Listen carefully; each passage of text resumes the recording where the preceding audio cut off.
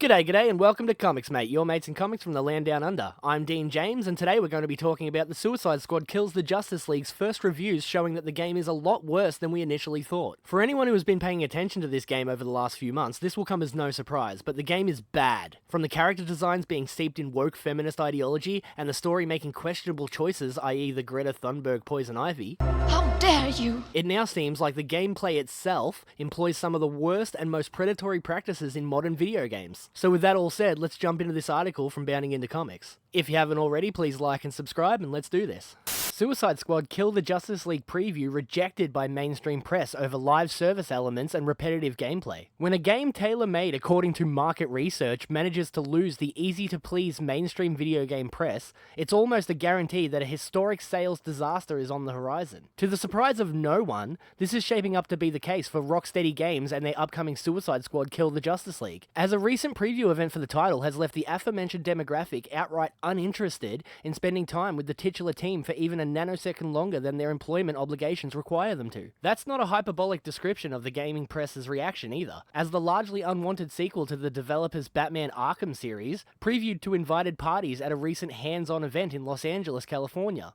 and was met with borderline disgust from nearly every gaming outlet that was invited to play its test build. Offering his thoughts for IGN, the outlet's director of video content strategy and self-admitted live service gaming fan Destin Leguire lamented, "From enslaving a child form of Poison Ivy to straight up watching your heroes murder people, there's a lot here to make you feel a bit uncomfortable about the journey you're being taken on. And when you pair this disconnect with game mechanics straight out of the likes of Destiny, Anthem, or Marvel's Avengers, all terrible games, I'm left worried about the final product coming together in a way that works." IGN are generally shills for this sort of thing too, so that's a damning statement. Expanding on his grievances with the title's actual gameplay, Leguire continued, "Once the fun story bits end, you're left with a much less inspired combat system, and an open world that's filled with tedious tasks that are more about grinding through traditional tropes like point defense or collect the material and turn it in.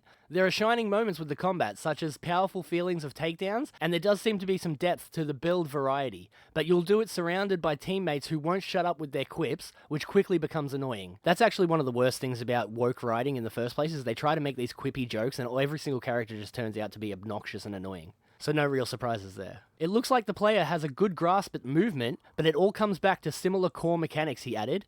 "Aim gun, shoot gun, and those core mechanics in a game like Destiny really save it. Here it just felt samey across the board, even with each character's abilities sprinkled in." They've probably got like a special move or something that, is apparently different, but it's really just press the same button for every single character. Writing for GameSpot, Phil Hornshaw recalled of his time with Suicide Squad Kill the Justice League. "I came away unsure of its mix of live game content, loot shooter RPG systems, and shooter combat could capture lightning in a bottle the way the Arkham games did.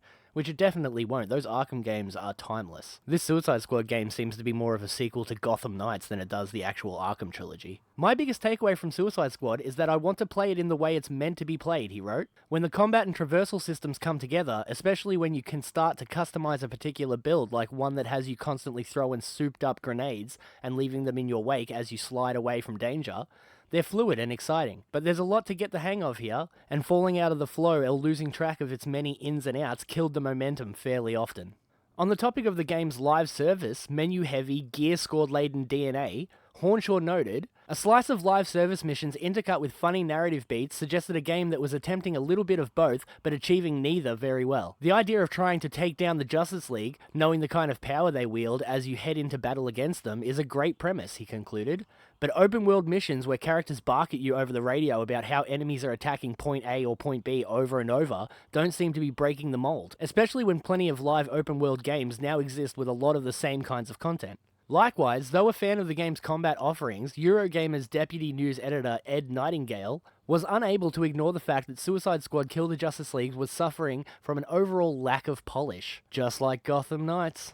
I'm telling you guys, this is going to be another disaster for superheroes in video games. Opining that Marvel's Spider-Man 2 is fresh in the memory and set a high standard for superhero games, perhaps even its pinnacle with fluid, intuitive motion and an approachable superhero fantasy, Nightingale then argued that Suicide Squad by comparison doesn't reach the same height with its fiddly controls and characters who are likable but lack a certain thrill to embody. The open world also compares unfavorably to Spider-Man 2, he continued of his web-slinger-based criticism. "It's a backdrop to battles that's hard to navigate. unaided by a simplistic radar minimap for finding enemies and friends alike. With violent explosions, special effects, damage numbers, quest markers, and more on screen at once, it all feels a little too difficult to pass. By the time you've found your enemies to shoot, your teammates probably get there first. And despite the fact that he was seemingly the lone reviewer to walk away from the preview event more optimistic than when they went in, Game Informer's Brian Shear still had to admit that the game was lacking in many areas.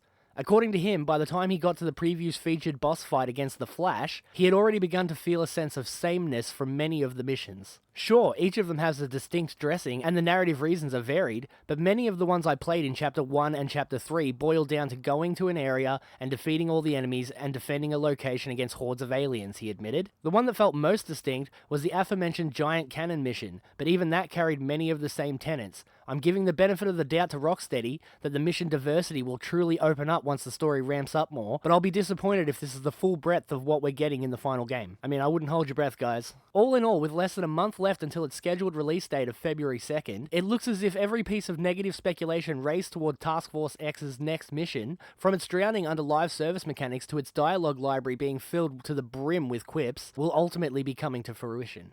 I have no interest in this game anyway and was never going to buy it because being a gamer for over 20 years has made me acutely aware of digital crap when I first see it. But I was holding out hope that I've just become jaded from all the weird woke crap in comic-related media as of late. But as soon as I saw that weird chubby Harley and Greta Thunberg where Poison Ivy was supposed to be, I made up my mind. These recent reviews have only justified my already present biases, and now I definitely won't be buying it. The last thing I need is a live service pay-to-win video game that's full of quirky characters spouting unfunny jokes every other second. Add on top of that the fact that this is the late great Kevin Conroy's final outing as the Batman, and this just pisses me off. Rocksteady seems to have truly lost its way, and the days of guaranteed hits like the Arkham games are now a thing of the past. If you're still interested in it, go right ahead and buy it, but don't think I won't be here to shamelessly tell you I told you so when you're inevitably disappointed. But what do you think? Have you seen enough of this to admit that Rocksteady are now pooping out nonsense, or do you think I'm just being negative? I don't want to be negative all the time, but the comic industry isn't exactly giving me a lot to be positive about as of late. I'm just the guy reading the news and sharing my opinions after all, but feel free to let me know yours down in the comments so we can talk about all of it. I read all of the comments and usually respond to the ones I like and I don't like, so let me know what you think. I'm Dean James, your mate in comics from the land down under. If you haven't already, please like and subscribe, and I'll see you guys again tomorrow. I started at you.